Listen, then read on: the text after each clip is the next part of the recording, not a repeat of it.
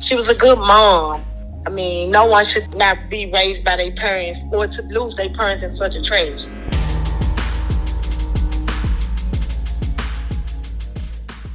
9:43 p.m. The digital clock on the dashboard of the 2007 Ford Edge was the last thing Terica Tabor would ever read. "Who the hell is that?" Terica's boyfriend muttered, his eyes fixed on something outside the car. Blood rushed to Terica's face as she turned toward the motel stairway. A figure in black stood perfectly still, watching their car from the shadows.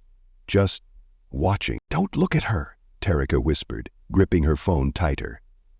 Her sister in the back seat leaned forward, squinting through the windshield. "You know who that is?" her sister asked. Terica didn't answer. The figure began moving now. Not away from them, but directly toward their car. Each step deliberate, each step closing the distance to the passenger window, where Terica sat frozen. The parking lot lights of the Starlight Inn caught only the outline of a woman in a black hoodie, face hidden, hands tucked into pockets. But Terica knew. The way she walked, the way she stood. Terica knew. "We need to go," Terica said, her voice cracking. Now, too late, the figure reached the passenger window. Without hesitation, a hand emerged from the pocket holding a gun, aimed directly at Terica's face. 3 shots exploded through the night. Glass shattered across Terica's lap. Her sister screamed. Her boyfriend lunged across the center console, but the bullets had already found their target. As blood spread across Terica's chest, the shooter leaned into the shattered window, hood falling back just enough to reveal her face. "I told you, bitch. I told you." Then she was gone, disappearing into the darkness, leaving behind a dying 29-year-old mother of 3 and 2 horrified witnesses. By the time Memphis police arrived at 9:44 p.m., Terica Tabor was barely breathing. By morning, 3 children would wake up to news no child should ever hear. And the woman who pulled the trigger? She would spend the next 5 months as a ghost, vanished into thin air, while Terica's blood dried on the passenger seat of that Ford Edge. What pushed someone to hunt down a mother of 3 and execute her in front of witnesses? Those final words, "I told you." What warning had Terica ignored? Drop your theories in the comments. Was this about money, betrayal, or something nobody saw coming? 3 young children growing up without their mother after police say she was gunned down last week in southwest Memphis. Her name is Terica Tabor. She was only 29 years old and a mother of 3. Now police are still searching for the shooter responsible for cutting her life short. Terica Tabor wasn't just another statistic on a police report. She was 29 years old, black, beautiful, and, above all else, a mother. Every morning, Terica woke up to 3 faces that counted on her. 3 kids who needed breakfast, homework help, and someone to kiss their foreheads before bed. Her oldest, a 10-year-old girl with her mother's eyes and quick smile, was old enough to understand exactly what happened that February night. Mentally wise, it's been hard for the 10-year-old because she misses her mom and she knows she was killed. Terica's aunt told local news, her voice breaking. She refused to show her face on camera, fear of retaliation keeping her in the shadows even as she fought for justice for her niece. That 10-year-old girl now carries something no child should, the knowledge that someone deliberately took her mother away. Forever. "It was the sharpest pain in my heart," Terica's aunt continued, "because I thought, what about the children? What about her kids?" And it was just like the sharpest pain in my heart to hear that, because I knew, what about the children? What about her kids? Before bullets shattered the window of that Ford Edge, Terica's life revolved around normal things. School drop-offs, work, making dinner, paying bills, the endless juggle of single motherhood in Memphis. Her social media showed birthday parties, Christmas mornings, a woman trying to build something stable for her family. Nothing flashy, nothing dangerous. Just a mother doing what mothers do, putting her kids first. Friends described Terica as loyal, quick to laugh, The type who'd drop everything if you needed help, she maintained close ties with her sister, the same sister who would witness her murder, an extended family who now raise her children. The day Terica died started like any other. Nothing marked it as her last.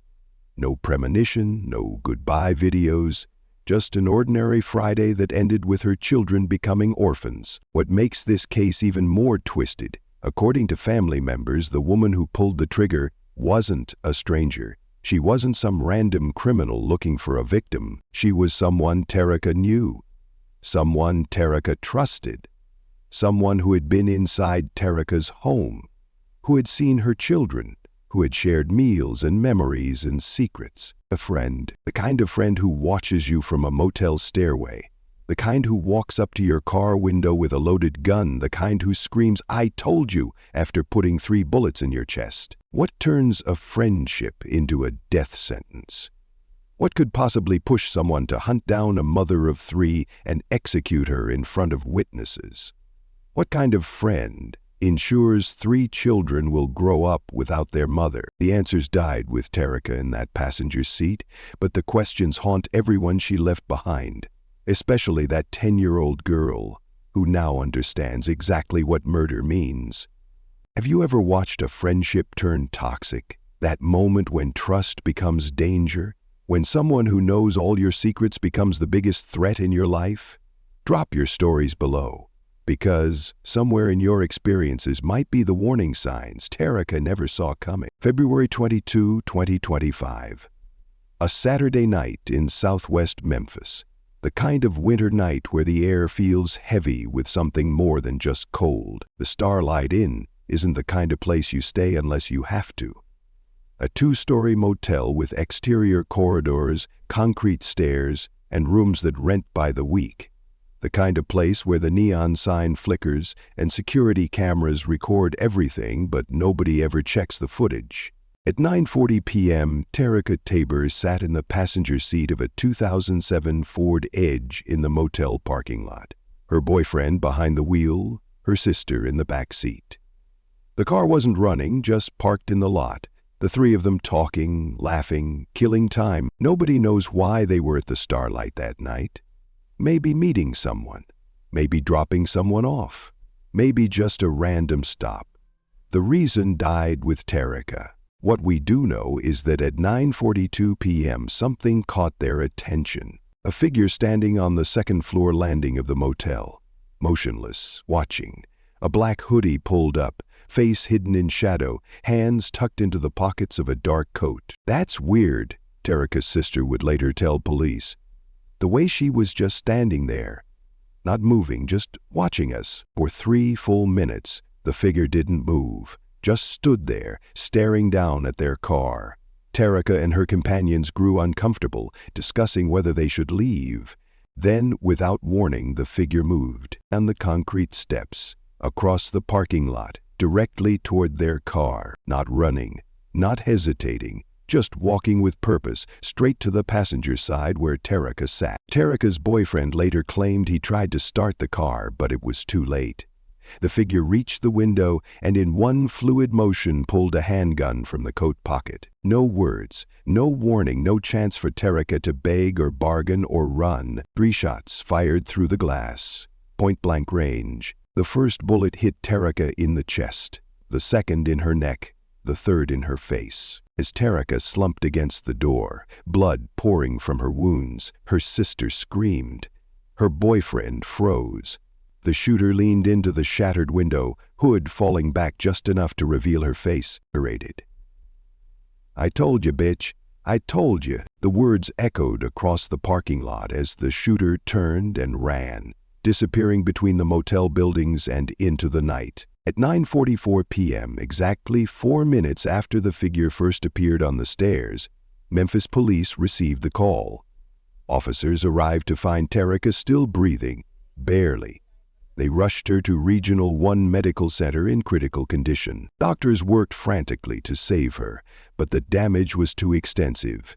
By morning, Terica Tabor was pronounced dead, leaving 3 children without a mother and a family shattered beyond repair. As police secured the scene, they discovered something crucial. A nearby business had security cameras pointed toward the motel parking lot. The footage wasn't high quality, but it captured enough. A woman in black, the approach to the car, the flash of gunfire, the escape. But it wasn't until they interviewed Terrica's sister that the case broke wide open. "I know who did it," she told detectives, her hands still stained with her sister's blood. "I saw her face when she leaned in after shooting Terrica." When detectives showed her a photo lineup, she didn't hesitate. Her finger landed on the face of 32-year-old Janae Bradley. Not a stranger, not a random killer, not some drug deal gone wrong or robbery attempt. Janae Bradley. A woman Terrica knew. A woman Terrica had invited into her home. A woman who had met Terrica's children. A friend, a twist that nobody saw coming, except maybe Terrica in those final seconds when the hood fell back and she recognized the face behind the gun. The face of someone she trusted. The face of someone who wanted her dead, badly enough to hunt her down and execute her in front of witnesses.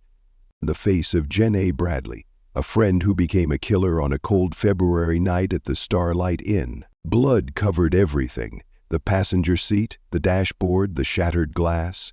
When Memphis police arrived at 9:44 p.m., they found Terrica Tabor still breathing.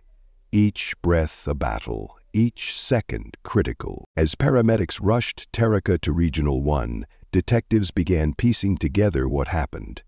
3 shell casings lay on the asphalt. Bullet holes pierced the passenger door. Witnesses from nearby motel rooms described hearing gunshots, a woman screaming, and someone running away. But in a city that saw 289 homicides the previous year, this could have been just another case file, another victim, another statistic, except for 2 crucial breaks. First, a business across from the Starlight Inn had exterior security cameras. The footage wasn't perfect, grainy, distant, shadows obscuring details, but it captured enough. A figure in black approaching the car. The muzzle flash of a gun. The shooter fleeing the scene. Detectives enhanced the footage frame by frame, extracting every pixel of information. The shooter was female, medium build. The way she moved suggested someone younger, athletic, but her face remained hidden beneath that black hood. The second break came from Terrica's sister, the only witness who saw the killer's face. She leaned into the window after she shot Terrica, she told detectives, her voice hollow with shock. Her hood fell back. "I saw her face. I know who killed my sister." When detectives showed her a photo lineup, she didn't hesitate. Her finger landed on the face of 32-year-old Janae Bradley. That's her. That's who killed Terrica. Bradley wasn't a stranger to Memphis police. She had a record, nothing major, but enough to have her photo in the system, enough to know she was dangerous. Just 4 days after Terrica's murder on February 26, Memphis police issued a first-degree murder warrant for Janae Bradley's arrest. They released her photo to the media, asked the public for help, set up a tip line, and then nothing. Days turned into weeks, weeks into months. Bradley vanished like smoke. "How does someone just disappear?" Terrica's aunt demanded in April, 2 months after the murder. "Her face is everywhere. Someone knows where she is." Police checked Bradley's known addresses, questioned her family, monitored her social media. But Janae Bradley had gone ghost. No credit card usage, no cell phone activity, no sightings. It was as if she'd never existed. By May, the case had gone cold. Terrica's children marked their first Mother's Day without her. Her 10-year-old daughter asked questions no child should have to ask. Why isn't the woman who killed my mom in jail? Why can't they find her?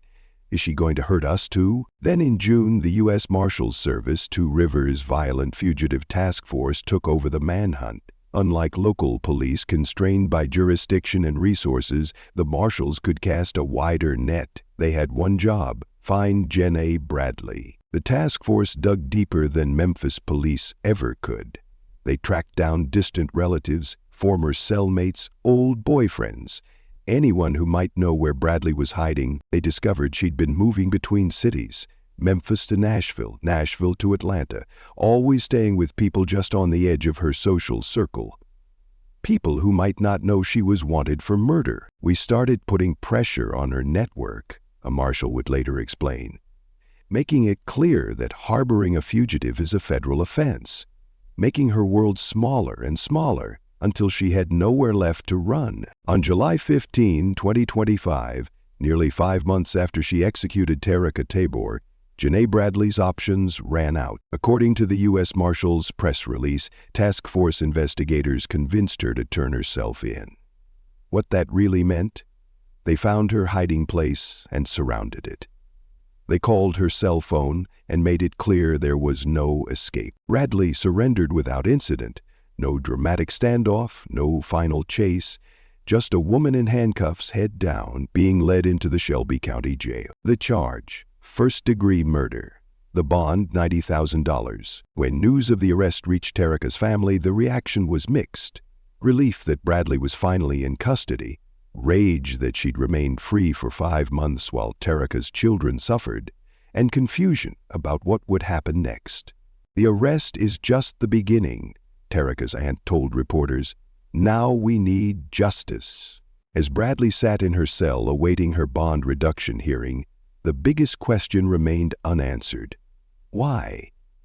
What could possibly drive a friend to execute a mother of 3 in cold blood? The answer would shock everyone, even the detectives who thought they'd seen it all. Every murder leaves questions.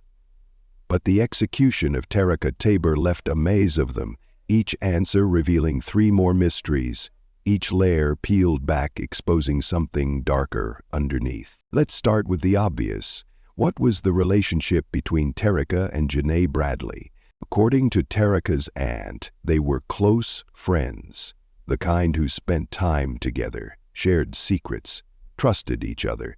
But police records show no documented history between them, no complaints, no restraining orders, no previous incidents. Yet something went catastrophically wrong. Friends who knew both women described their relationship as complicated. They'd been tight for years, but something changed in the months before the murder. They argued, stopped hanging out, started talking shit about each other to mutual friends. Over what? Nobody's talking, or nobody knows. Some whispers suggest money was involved, a loan never repaid. Others hint at a man, possibly Terica's boyfriend, the same one who sat beside her in that Ford Edge. A few suggest something darker. Secrets one knew about the other, leverage, blackmail. The truth died with Terica, or remains locked behind Janae Bradley's tight lips. Then there's those final words, "I told you, bitch, I told you." What warning had Janae given? What threat had Terica ignored? Text messages recovered from Terica's phone show increasingly hostile exchanges in the weeks before her murder. In one, sent just 10 days before the shooting, Bradley wrote, "You think this is a game? Last chance." Terica never replied. Did she take the threat seriously? Did she tell anyone? Did she think Janae was just talking shit? We'll never know. But those words, "I told you," suggest Terica had been warned exactly what would happen if she crossed some invisible line. The 5-month disappearing act raises even more questions. How does someone wanted for first-degree murder simply vanish in an age of surveillance cameras, social media, and digital footprints? Investigators believe Bradley had help, a network of people willing to hide her, feed her, keep her off the grid. People who chose loyalty to a killer over justice for a murdered mother. Some of those people may have been manipulated, others may have been threatened, but some made a conscious choice to help Bradley evade capture while Terica's children cried themselves to sleep night after night. Then there's the method of the murder itself. Why target Terica when she was with witnesses? Why not catch her alone? Why ensure 2 people could identify you? The answer might be the most disturbing part of this case. Janae Bradley didn't care. She wanted Terica dead so badly that witnesses didn't matter, consequences didn't matter. Nothing mattered except putting bullets in Terica Tabor. That level of rage isn't spontaneous. It builds, it festers, it plans, which brings us to perhaps the most chilling question. Was this a chance encounter or a planned execution? The evidence points to the latter. Bradley was waiting at that motel, watching, armed, ready. She didn't just happen to see Terica and snap, she hunted her. Surveillance footage from earlier that evening shows Bradley arriving at the Starlight Inn nearly an hour before Terica.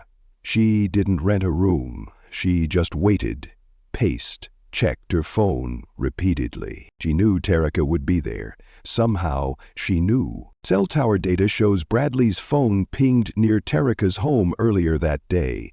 Was she following her? Did someone tip her off about Terica's plans?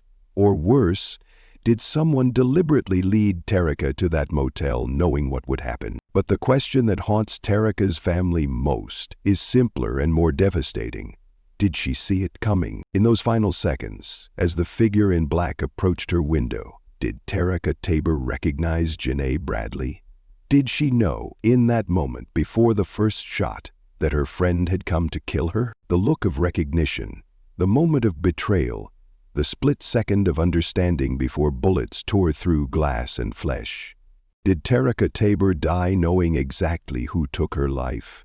And more importantly, did she know why? 3 empty chairs at the dinner table, 3 birthdays without mom, 3 children who will never hear their mother's voice again. This is the real aftermath of Terica Tabor's murder, not police reports or court dates, but the hollow spaces she left behind. The 10-year-old has nightmares, Terica's aunt revealed. She wakes up screaming for her mum. How do you explain to a child that her mother was murdered by someone they knew? Someone who might have sat at their kitchen table. That 10-year-old girl now carries adult burdens. She helps with her younger siblings. She tries to remember everything about her mother, her laugh, her smell, the way she braided hair. She's afraid the memories are already fading. The family has closed ranks around these children. Aunts, uncles, grandparents, all stepping in to fill impossible shoes. They shield the kids from news coverage, from social media comments, from the brutal details of how their mother died, but they can't shield them from the truth. Janae Bradley sits in Shelby County Jail, awaiting trial for first-degree murder. If convicted, Bradley faces life in prison, maybe even death. But no punishment can restore what was taken from those 3 children on February 22, 2025. Justice isn't bringing Terica back, her aunt said. Justice is making sure her killer never walks free. Justice is making sure her children know that the person who took their mother paid for what she did. The ripples of this murder extend beyond Terica's family. Friends who knew both women struggle with guilt. Could they have seen this coming? Should they have warned Terica? Did they miss signs that Janae was dangerous? The Memphis community, already numb from violence, finds this case particularly disturbing. Not a gang shooting, not a robbery gone wrong, a woman executed by her friend. A betrayal so profound it shakes the foundation of trust. As Janae Bradley's case moves through the courts, Terica's children continue growing up, missing milestones, asking questions, learning to live with a wound that never fully heals. If you've ever lost someone to violence, especially someone taken by a person you trusted, what helped you cope? What words brought comfort? What actions made a difference? Share below to help Terica's family and the thousands of others navigating the aftermath of senseless violence. Because the hardest part isn't the murder, it's the morning after. And the morning after that, and every morning for the rest of their lives. Next time you feel eyes on you, remember the Starlight Inn stairway. Remember Terica Tabor, who looked up and saw a figure watching her. Not a stranger, but someone who knew her birthday, her children's names, her fears, her secrets. The most dangerous person in your life isn't the shadow in the alley or the footsteps behind you at night. It's the friend who smiles while plotting your death, the one who knows exactly where you'll be and when, the one you'd never suspect until they're standing at your window with a gun. Trust carefully. Your life depends on it.